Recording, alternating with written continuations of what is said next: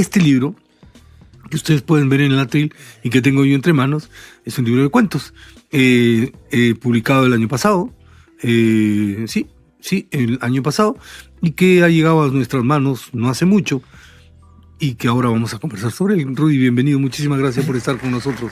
Muchas gracias, Hugo. Encantado de estar aquí en tu programa, del cual soy, me confieso, seguidor. Gracias. Y bueno, con todo tu público y en Radio Nacional, que es tan bonita además, tan histórica. Sí. Así que feliz de estar acá y un poco intimidado con esa presentación.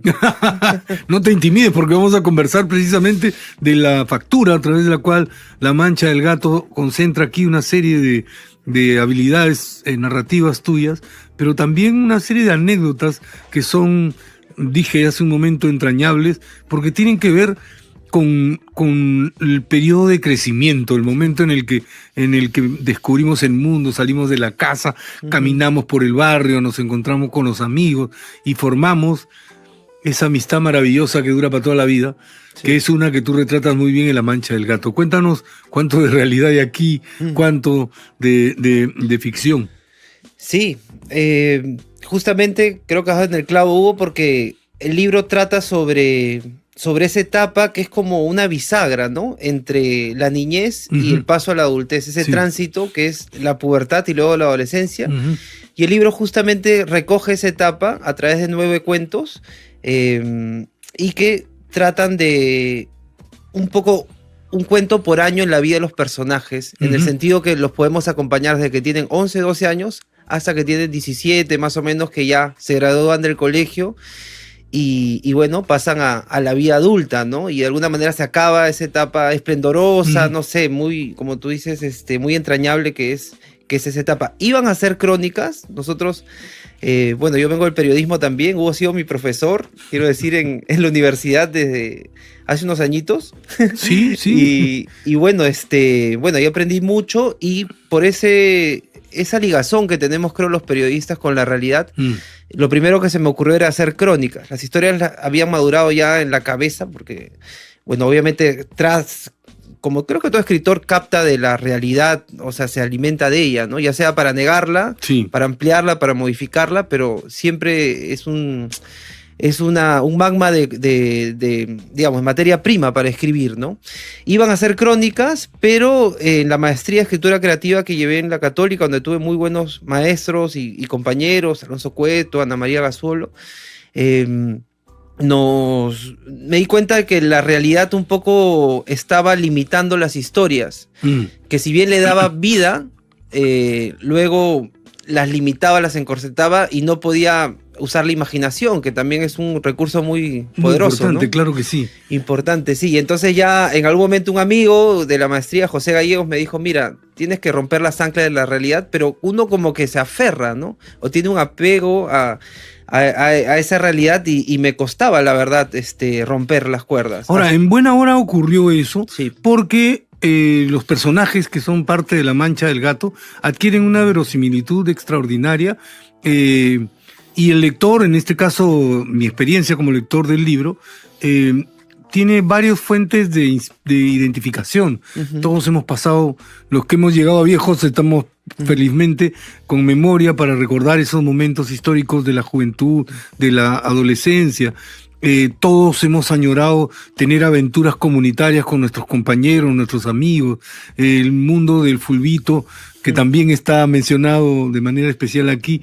Eran partidos de 5, 6, 7 horas entre el desayuno, el almuerzo y la comida, ¿no es cierto? Casi nos llevaban el plato al parque para que comamos. Y tenían que forzarnos para regresar, porque si fuera por nosotros, por los chicos, te quedabas hasta que amanezca. Claro, porque además nuestros amigos se quedaban también, ¿no? Entonces cuéntanos, ¿cuáles de los 9 cuentos que están aquí fueron para ti los que te hicieron llorar y los que te hicieron reír, los que te hicieron revivir ese momento de tu vida tan importante?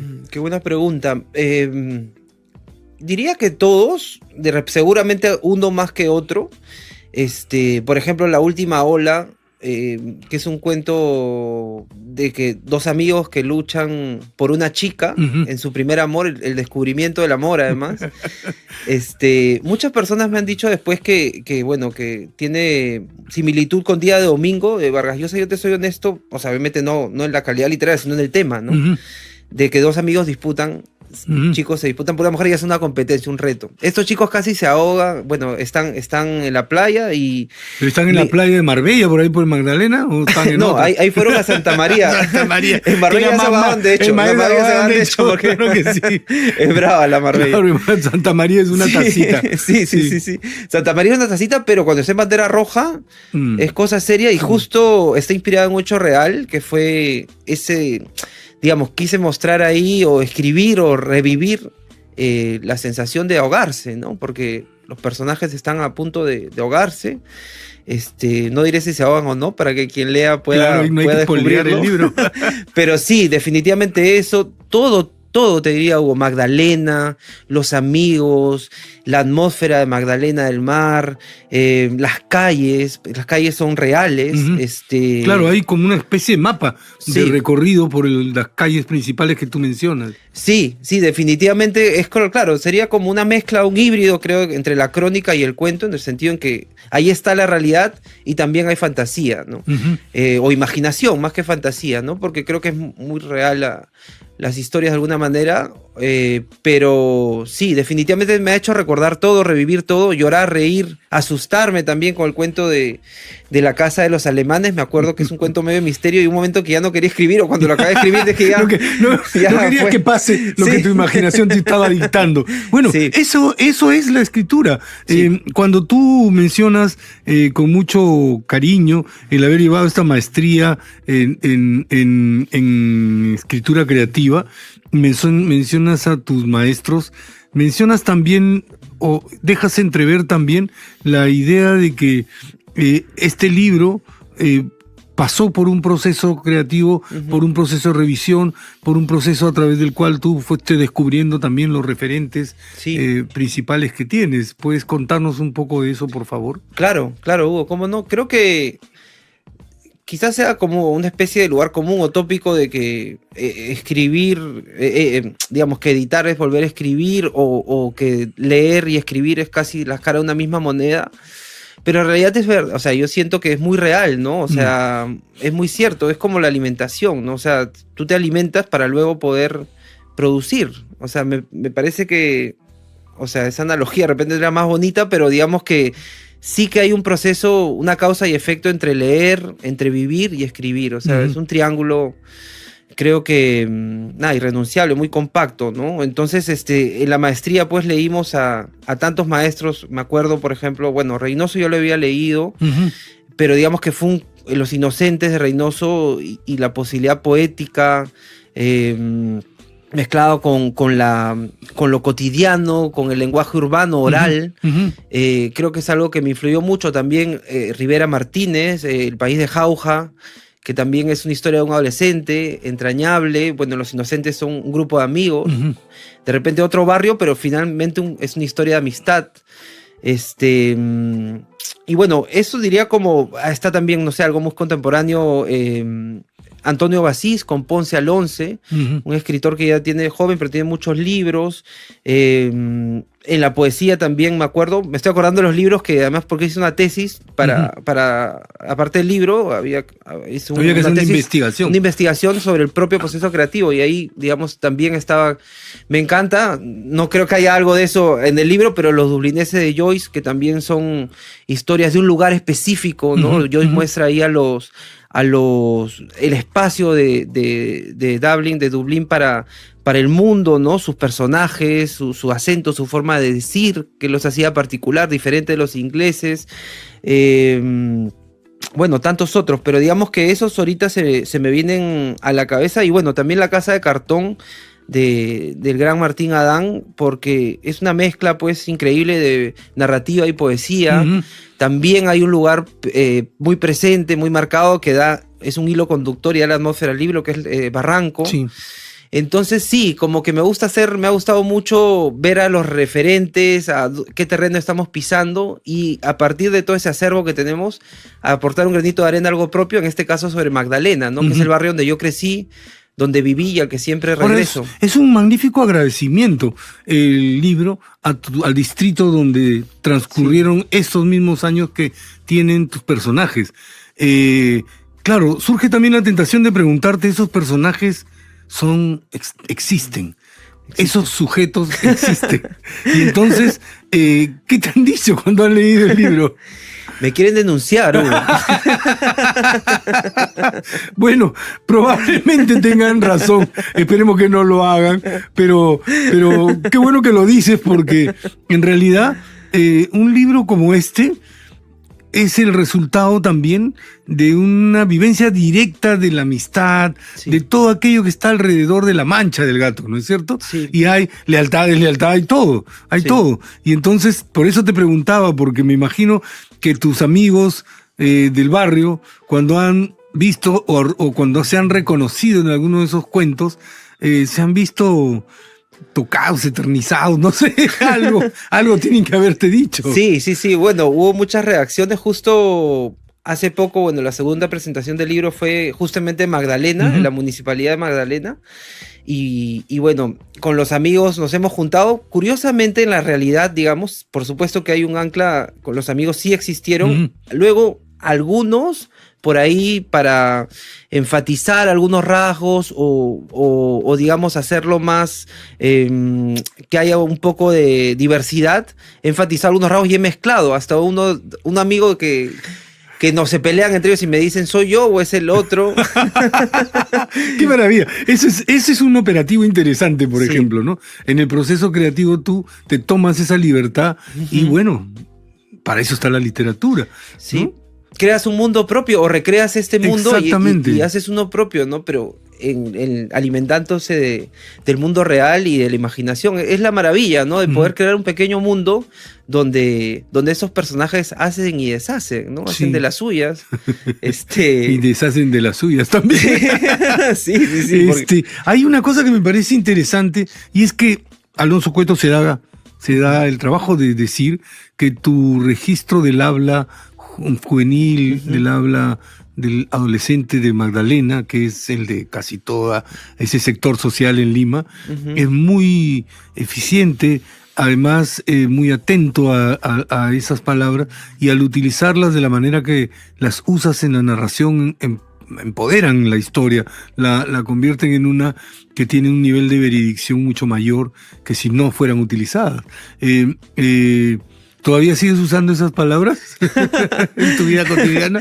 Sí, hay palabras que se quedan para siempre, ¿no? De alguna manera en uno, que son nuestras. La mancha, por ejemplo, nosotros siempre hablamos de mancha como nosotros.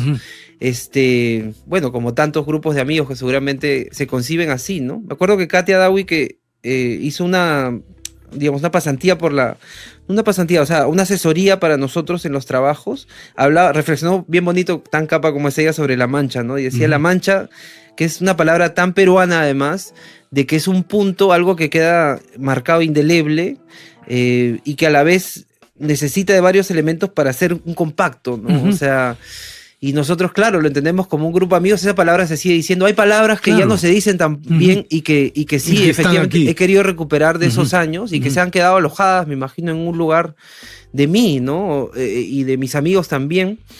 Y bueno, eso de volver a la vida un pasado que ya no existe, pero que existe dentro de nosotros, es un proceso también que me parece maravilloso porque Magdalena, por ejemplo, ha cambiado, ¿no? Radicalmente. Ahí mencionas tú el hecho, y también lo mencionas, el hecho de que muchas de las casas son ahora edificios, ¿no? Y hay más gente en los espacios alrededor, imposible de reconocerlos. Entonces uno mismo se encuentra con su propio barrio y ya no es exactamente aquello que vivió. Exacto, y es como una sensación, ahí viene como la nostalgia, se activa porque hay como sentirte extranjero en tu propio lugar, ¿no? O que no perteneces ya a ese lugar, y el tiempo es como erosiona o transforma ese espacio. Al comienzo estaba muy nostálgico con eso, un poco pesado, ya diría, porque sí tenía como una nostalgia muy vívida, que bueno, es algo que creo que es parte de mí también. Pero luego ya con la escritura del libro, como que, ya perdón, o sea, ya pasas la página. Es como cerrar el libro también y físicamente la energía, o sea, cuando uno escribe algo también puedes pasar mejor la página. Por eso recomiendo escribir, o sea, siempre a todos, a todas, porque la verdad es que te permite seguir adelante, ¿no? Y mirar con amor lo que viviste, con un recuerdo, pero ya no con un dolor, ¿no? O sea, sino como, bueno, pasó, yo ahora voy a mi Magdalena, sí, recuerdo, pero ya lo veo con otros ojos. Me imagino. Sí. Ahora, hay algo que me parece interesante que seguramente podría ser también interesante para nuestra audiencia. Y es que tú escribes 2 libros de poesía al inicio de tu trayectoria como escritor y después pasas al cuento. Sí. Ese tránsito tiene cierta lógica, digamos, ¿no? Después pasarás a la novela, me imagino, pero esa es como la ambición de muchos. Pero ese paso al cuento, en este libro específicamente, encierra también mucha poesía dentro de las historias que cuentas. ¿Y cómo lidiaste con eso? ¿Te percibías que estaba presente la poesía ahí? Gracias por ese apunte, Hugo, porque la verdad es que, claro, yo no quería al comienzo renunciar a mi vocación inicial, que es de... Siempre me ha gustado crear, como que un poco soy polifacético, diría en ese sentido, porque independientemente si es escrito, audiovisual o un género, me ha gustado crear. Pero lo primero que comencé a escribir fueron poemas. Y luego sí, saqué 2 libros de poemas, En la Arena del Tiempo, 2007, y Respiración Artificial, 2015. Y acá quería seguir con la poesía, pero bueno, o sea, cada género tiene su propia lógica, ¿no? Pero digamos que sí hay poesía, o espero que haya, o lo he intentado al menos, en el sentido de crear imágenes, que es algo transversal. Bueno, Bolaño decía que la mejor poesía, no lo digo por este libro, por supuesto, pero se escribía en prosa, ¿no? Hablaba de Joyce, bueno, y en realidad como que sí he intentado no renunciar a la poesía, en el sentido de crear imágenes, utilizar figuras literarias. Yo creo que la cosa hoy en día está muy hibridada también, o sea... Sí, es verdad.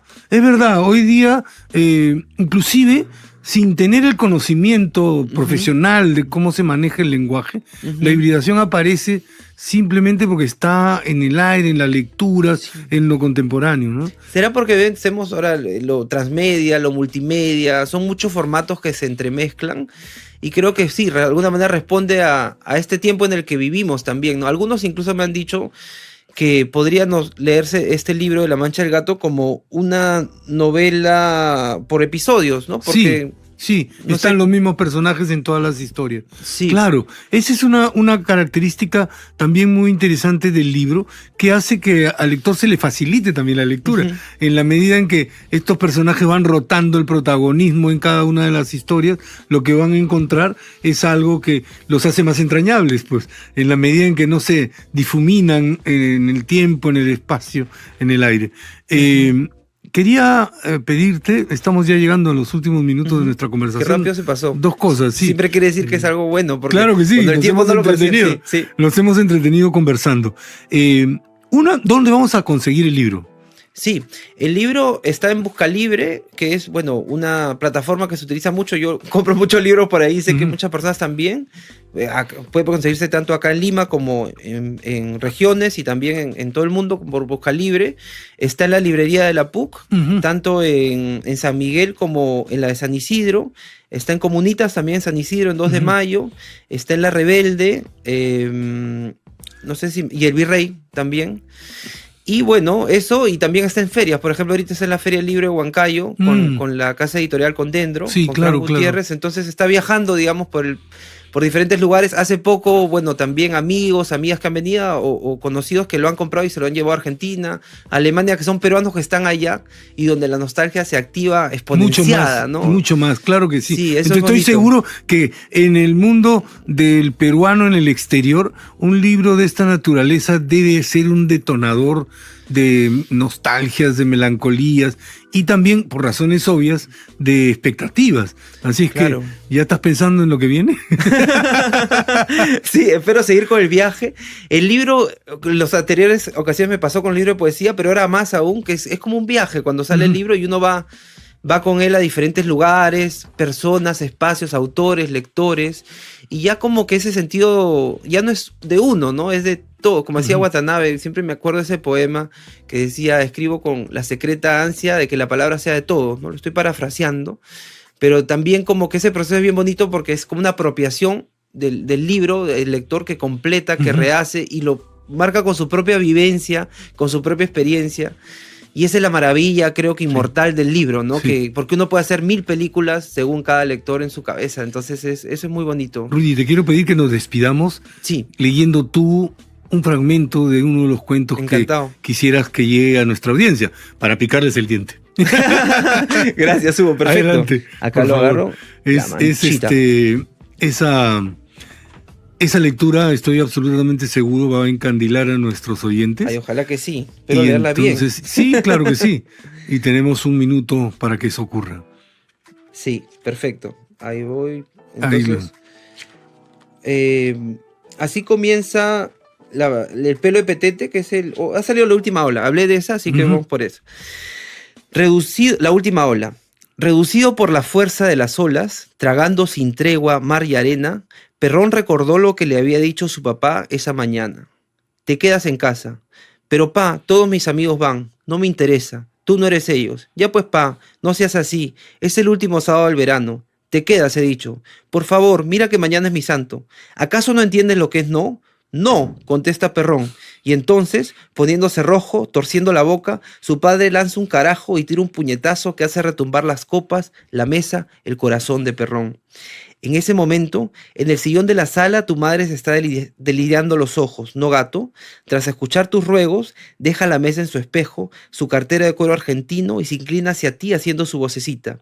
Hijito, sé que quieres ir, pero es peligroso. Pero ma, ya has visto lo que sale en la tele, las noticias sobre el mar. Es que ma, ¿por qué no invitas a tus amigos a jugar Nintendo mejor? Susurra y acaricia tu mejilla. Sí, ma, cómo no. Piensas y pones cara de santo. Pórtate bien ya, Gabrielito. Sí, mami. Tu madre cierra la puerta, el papá de Perrón entra en su carro. Lo siento, mamá. Perdón, papá. Piensan los dos, Perrón y tú, mientras le hacen chau a sus viejos con cínica sonrisa y unas chispas bellacas saltan de sus ojos. Saben que tendrán problemas, saben que la pagarán bien caro, pero están decididos. Ya quedaron. No pueden fallarle a la mancha. Y se van a la playa. Bueno, hemos conversado hoy día con Rudy Jordán Espejo. Hemos escuchado uno de los fragmentos de los 9 cuentos que están formando La Mancha del Gato, que recomendamos que ustedes lean. Ya saben dónde lo pueden conseguir. Y bueno, ahora vamos a escuchar el informe sobre Enrique Congrains y después conversaremos con Braulio Paz sobre Arenas Rojas. Querido Rudy, muchísimas gracias. Muchas gracias, Hugo. Encantado de venir. De verdad que he estado muy contento. Le he pasado muy bien. Yo también. Muchas gracias. Volvemos entonces en un momento.